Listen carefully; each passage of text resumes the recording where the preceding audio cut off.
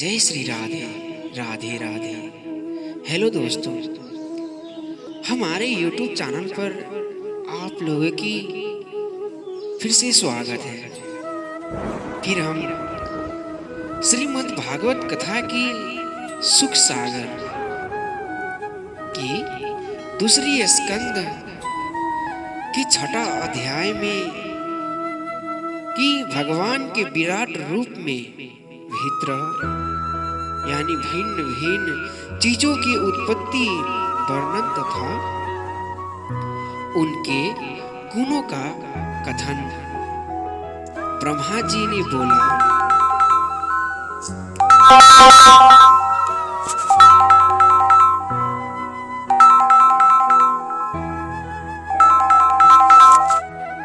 फिर बोले,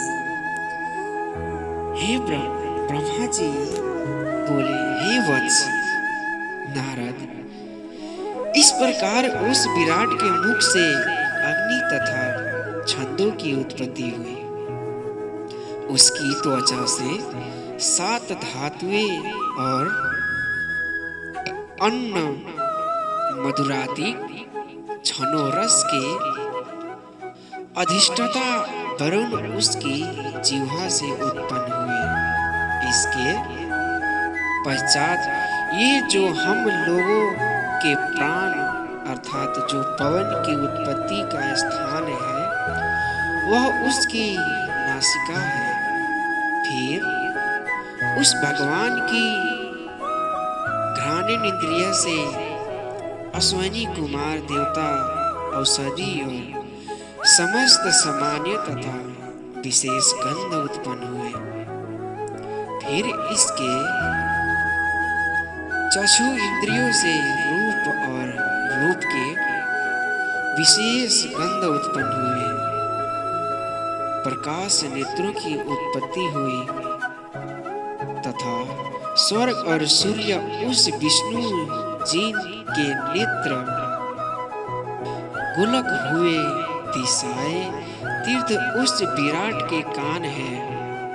आकाश तथा शब्द भी उसके श्रवण से ही उत्पन्न हुए हैं। इस प्रकार उन विराट भगवान ने अपनी त्वचा से स्पर्श वायु और सब योगों के उत्पत्ति स्थान को प्रकट कर अपने रोम रोम से समस्त वृक्षों को, पाषाण लौह मेघ तथा बिजली को अपने सिर के केशों, दाढ़ी मूछ के बालों, नखों से उत्पन्न किया।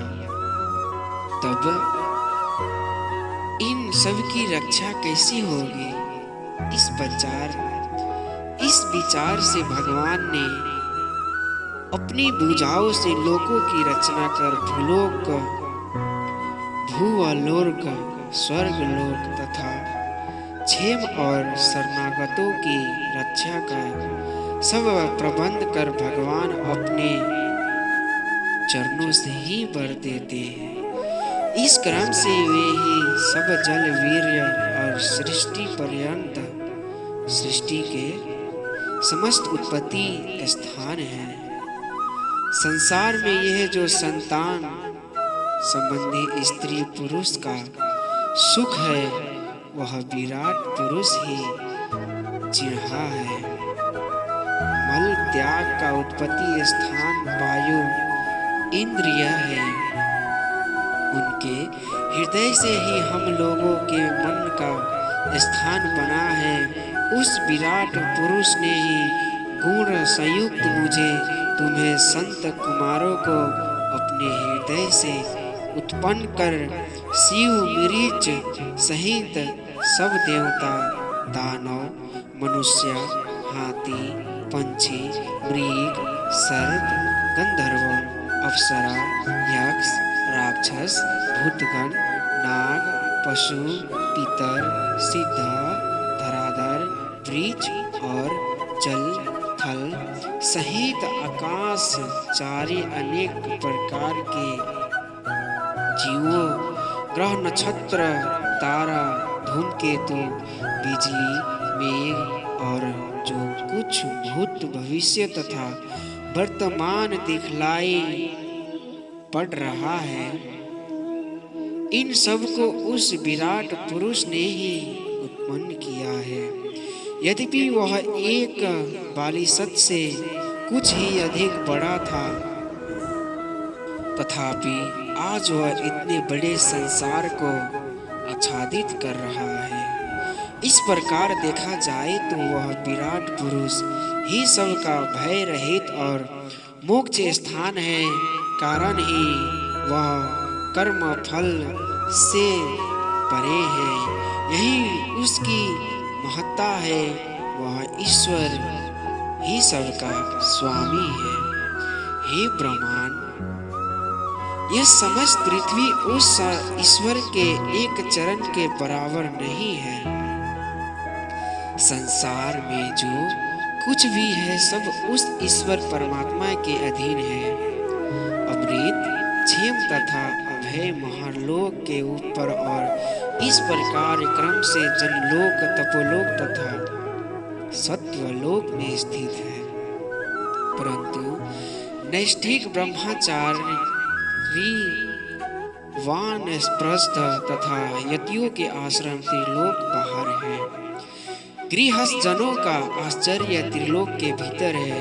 हे वत्स, एक विधा दूसरी भी अविधा अर्थात दक्षिण और उत्तर, ये दो मार्ग सबके लिए प्रशस्त है। इन्हीं दोनों मार्ग से भोग तथा मोक्ष प्राप्त किए जाते हैं। और विराट में कोई भेद नहीं है। वेदों ही उस शुद्ध सत्ता से उत्पन्न हुए हैं जो ईश्वर और परमात्मा के नाम से कहे जाते हैं। हे नारद, जब मैं इन महात्मा पुरुष की नाभि में उत्पन्न हुए कमल से उत्पन्न हुआ हूँ, तो मैंने पुरुष के अंगों के सिवा और कुछ यज्ञ सामग्री